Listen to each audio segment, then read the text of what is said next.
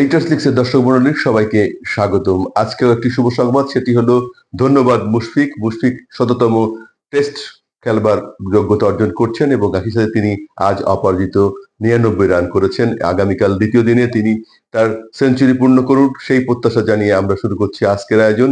সেই আয়োজনে রয়েছে, প্রধান উপদেষ্টা বলেছেন জাতীয় নিরাপত্তা প্রয়োজনীয়তা খুবই জরুরি এবং সেজন্য আগামী নির্বাচনে নিরাপত্তা নিশ্চিত করতে অবশ্যই সেনাবাহিনীর সহযোগিতা প্রয়োজন। একই সাথে আইন শৃঙ্খলা রক্ষাকারী সদস্যদেরও সহযোগিতা অত্যন্ত জরুরি। আজ ডিফেন্স কমান্ড স্টাফ কলেজের 2025 সালের গ্রাজুয়েশন সনদ বিতরণী অনুষ্ঠানে তিনি বক্তব্য রাখতে গিয়ে এই কথা বলেছেন। সেখানে সারা বিশ্বের প্রায় 24টি দেশের সেনা গ্রাজুয়েটদের মাঝে সনদ বিতরণ করেন তিনি। সেখানে তিনি বলেন, আগামী নির্বাচন হচ্ছে একটি অত্যন্ত জরুরি, অবাধ, সুষ্ঠু, নির্দলীয় এবং নিরপেক্ষ নির্বাচন করা খুবই জরুরি। সেজন্যই তার সরকার কাজ করছে এবং বর্তমান নির্বাচন কমিশনও সেভাবেই এগিয়ে যাচ্ছে। এক্ষেত্রে সেনা সদস্য থেকে শুরু করে সকল পর্যায়ের জনমানুষেরও সহযোগিতা প্রয়োজন। ওদিকে বিএনপির পক্ষ থেকে বলা হয়েছে, নির্বাচন কর্মকর্তা যারা রয়েছেন নির্বাচন কমিশনের, তাদেরকেই রিটার্নিং কর্মকর্তা ও সহকারী রিটার্নিং কর্মকর্তা করা প্রয়োজন। তাহলে সেই প্রশ্নের জায়গাগুলো রয়েছে, সেই প্রশ্নগুলোর হাত থেকে রক্ষা করা সম্ভব হতে পারে আগামী নির্বাচনকে। বিএনপির স্থায়ী কমিটির সদস্য মঈন খান তিনি গিয়েছিলেন, সঙ্গে আরো 3 জনের প্রতিনিধি নিয়ে তিনি আজ নির্বাচন কমিশনের সাথে রাজনৈতিক দলগুলোর বৈঠকের অনুষ্ঠানে যোগ দিয়ে এই মন্তব্য করেছেন এবং এই প্রস্তাব রেখেছেন। ওদিকে জামাত ইসলাম সহ 8 দলীয় ইসলামী দল যে জোট করেছে, সে জোট তাদের 5 দফা দাবি বাস্তবায়নের দাবিতে এখন বিভিন্ন জেলায় কর্মসূচি দেবার ঘোষণা দিয়েছেন। তাদের দাবি, জাতীয় নির্বাচনের আগে গণভোট এবং একই সাথে জুলাই সনদকে রাজনৈতিক ভিত্তি এবং অবশ্যই সাংবিধানিক ভিত্তি না দেওয়া পর্যন্ত কোনো রকম নির্বাচন তারা চান না। ওদিকে বিশিষ্ট অর্থনীতি ডক্টর দেবপ্রিয় ভট্টাচার্য বলেছেন, সংস্কারের মাধ্যমে লুটপাটতন্ত্রকে চিরতরে নির্মূল করতে হবে, তবেই দেশের মানুষের মঙ্গল করা সম্ভব হবে। বরিশালে এসডিজি গোল আয়োজনের জন্য নাগরিক প্ল্যাটফর্মের আয়োজিত সমাবেশে বক্তব্য রাখতে গিয়ে তিনি এই মন্তব্য করেছেন। এদিকে পটুয়াখালী 3 আসন থেকে গণ অধিকার পরিষদের আহ্বায়ক নুরুল হক নূর প্রার্থী হবার ঘোষণা দিয়েছেন এবং তিনি মনে করছেন যে তিনি এখন যে পর্যায়ের নেতৃত্ব দিচ্ছেন তার দলের জন্য তিনি এই আসনের জন্য যোগ্য প্রার্থী হিসেবে জনগণের মঙ্গলে কাজ করতে পারবেন।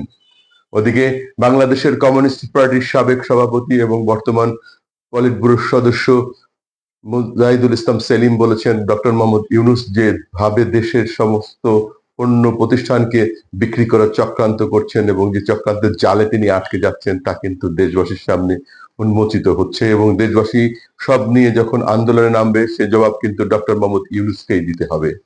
যদিও তিনি কোন কোন প্রতিষ্ঠানকে বিক্রি করেছেন বা কোন কোন প্রতিষ্ঠান তিনি ধ্বংস করেছেন, সে তথ্য অবশ্য মুজাহিদুল ইসলাম সেলিম তার বক্তব্য উপস্থাপন করেননি। এদিকে বাংলাদেশে অন্যান্য রাজনৈতিক দলগুলো যেভাবে নির্বাচন নিয়ে একটা উৎসব আমেজের দিকে এগিয়ে যাচ্ছে, এটি অবশ্যই আমাদের জন্য একটি ভালো দিক।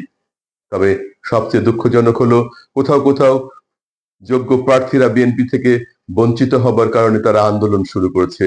কুষ্টিয়া 3 আসন, যেটি সদর আসন হিসেবে পরিচিত, সেই আসনে অধ্যাপক সোহরাবুদ্দিন আহমেদ তিনি কিন্তু কয়েকবার দাবি জানিয়েছেন তাকে তার মনোনয়ন দেবার জন্য এবং তিনি মনোনয়ন বঞ্চিত হবার কারণে গতকাল তার পক্ষের নেতা কর্মী সমর্থকরা মশাল মিছিল করেছে, প্রতিবাদ ও বিক্ষোভ জানিয়েছে। একই সাথে তারা প্রধান কার্যালয়ে বিএনপির প্রধান নেতৃত্ব যারা এইবারের মূল্যায়ন করছেন প্রার্থীরা, তাদেরকে মূল্যায়নের জন্য আহ্বান জানিয়েছেন। একই দাবি রয়েছে ঝিনাইদহ সহ বেশ কয়েকটি আসনে কিন্তু এরকম দাবি উঠেছে যে প্রার্থীতা প্রত্যাহার করে সঠিক, যোগ্য এবং নেতৃত্বকে মূল্যায়ন করে প্রার্থী দেওয়া হোক। যেভাবেই যে প্রার্থীকে দিয়েই হোক, সঠিকভাবে নির্বাচন করবার জন্য সকল দলকে আসলে সহমর্মী হওয়া খুবই জরুরি। একটি দল যদি আরেকটি দলের মতাদর্শের বিরোধী হয়ে সংঘাত সমূহের দিকে এগিয়ে যায় এবং তাদের মত পার্থক্যকে কেন্দ্র করে যদি মতবিরোধকে কেন্দ্র করে যদি সংঘাতের দিকে ধাবিত হয়, তাহলে আমাদের জন্য কিন্তু কঠিন চ্যালেঞ্জ হয়ে পড়বে। ওদিকে স্বরাষ্ট্র উপদেষ্টা লেফটেন্যান্ট জেনারেল অবসরপ্রাপ্ত জাহাঙ্গীর আলম চৌধুরী তিনি কিন্তু বলেছেন যে মাঝ রাতে যে সাংবাদিককে তুলে নিয়ে গিয়েছিল ডিবি এবং পরে তাকে ছেড়ে দেওয়া হয়েছে সে বিষয়ে তদন্তের পর তিনি মন্তব্য করতে পারবেন, কেন কি কারণে আর কিভাবে কার দোষে কি হয়েছে সেই বিষয়গুলো জানাতে পারবেন। তবে তিনি যে বিষয়টি জানিয়েছেন সেটি হলো সাবেক প্রধানমন্ত্রী শেখ হাসিনার ফাঁসির রায়ের পর বাংলাদেশে আর কোনো রাজনৈতিক থ্রেট নেই, কোনো শঙ্কা নেই বলে তিনি মনে করছেন এবং তার নিরাপত্তা আইন শৃঙ্খলা রক্ষাকারী বাহিনী যে দেশের নিরাপত্তা শান্তি শৃঙ্খলা বজায়ের চেষ্টা করছে তার যথেষ্ট বলে তিনি মনে করছেন এবং কোন রকম ভাবে আইন শৃঙ্খলা পরিস্থিতি কেউ যদি অবনতির দিকে চেষ্টা করে তবে তাদেরকে ছাড় দেওয়া হবে না বলে তিনি উল্লেখ করেছেন। বাংলাদেশ সচিবালয়ে তার মন্ত্রণালয়ের সম্মেলন কক্ষে আয়োজিত সভা শেষে তিনি সাংবাদিকদের এই সব তথ্য দিয়েছেন।